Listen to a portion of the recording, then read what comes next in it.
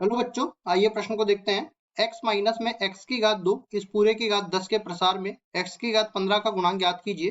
प्रश्न को हल करने से पहले इसकी मुख्य अवधारणा के बारे में चर्चा कर लेते हैं। मुख्य अवधारणा। अब देखो, सबसे पहली चीज हमें कोई भी द्विपद दे रखा हो तो उसका प्रसार कैसे निकालता है पता होना चाहिए।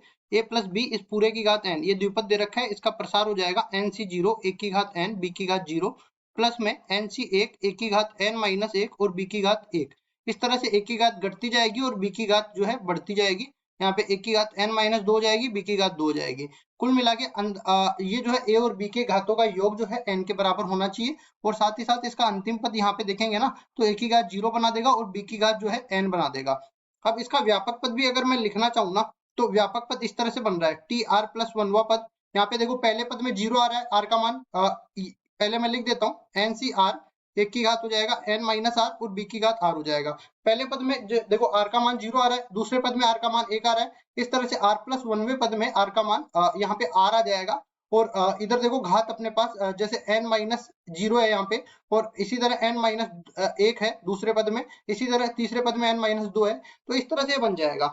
अब यहाँ पे बात ये आती है कि द्विपद गुणांक या फिर जो है ये अपने पास संचय गुणांक जो होता है, इसका मतलब ये होता है n वस्तुओं में से r वस्तुओं के चयन के तरीके। इसका सूत्र भी होता है फैक्टोरियल n बटा में फैक्टोरियल r गुणा में फैक्टोरियल n माइनस r।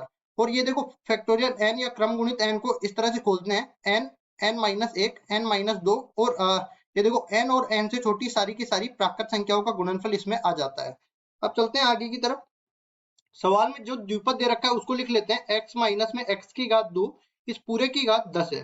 ठीक है, तुलना करेंगे तो यहाँ से देखो a का मान एक की जगह तो x दे रखा है, b की जगह जो है माइनस एक्स स्क्वायर दे रखा है। ठीक है, और n का मान जो है 10 दे रखा है। अब इसका पहला मैं व्यापक पद लिख देता हूँ, टी आर प्लस 1वां पद हो जाएगा, n की जगह 10 है तो 10 सी आर, और a की जगह x है तो x की घात 10 माइनस में r, और b की जगह क्या है माइनस एक्स स्क्वायर की घात हो जाएगी r। अब इसको आगे सरल कर लेते हैं, तो देखो टेन सी आर और यहाँ पे बन जाएगा x की घात कितना है 10 माइनस आर, और यहाँ पे x की घात 2r है। तो कुल मिला के x की घात कितना हो जाएगा 10 प्लस r हो जाएगा। x की घातों का योग करेंगे ना, क्योंकि आधार समान है तो घातें जुड़ जाती है। x की घात 10 प्लस r यहाँ पे बन जाएगा, और साथ ही साथ माइनस 1 की घात r भी बन जाएगा। अब इसमें देखो, x की घात 10 r का ये पद है, और हमें कौन सा पद निकालना है जिसमें x की घात 15 हो। तो हमें लिखेंगे हम लोग प्रश्नानुसार यहाँ पे x की घात 10 प्लस r जो है वो x की घात 15 बन जाए ना, तब इसका गुणांक क्या बनेगा।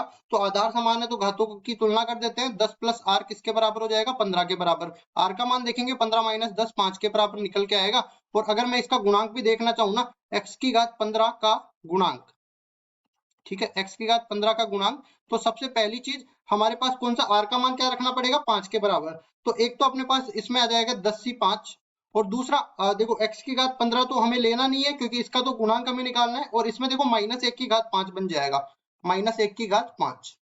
इसको सरल कर लेते हैं, तो ये कितना बनेगा देखो 10 सी 5 तो है ही, इसको खोलते हैं हम, फैक्टोरियल 10 बटा में फैक्टोरियल 5 गुणा में 10 माइनस 5 मतलब 5, तो फैक्टोरियल 5, और माइनस 1 की घात जब विषम बन जाती है तब ये माइनस 1 से खुलता है। इसको आगे सरल करते हैं, तो देखो 10 गुणा में 9 गुणा 8 गुणा 7 गुणा 6 और गुणा में फैक्टोरियल 5 बन जाएगा, और भाग किसका लग जाएगा, एक तो फैक्टोरियल 5 ऐसे ही रहेगा, और दूसरे फैक्टोरियल 5 को हम लोग खोल लेते हैं, 5 4 3 2 1। ठीक है, अब जो कट रहा है उसको काट देते हैं, तो देखिए यहाँ से 4 दूनी 8 ये कट जाएगा, फिर उसके बाद में देखो 5 दूनी 10 ये कट जाएगा, और देखो 3 को हम लोग काटेंगे 9 से, तो ये 3 बार कट जाएगा। तो देखो यहाँ से कितना बन जाएगा 36 और गुणा में 7 और माइनस का 1।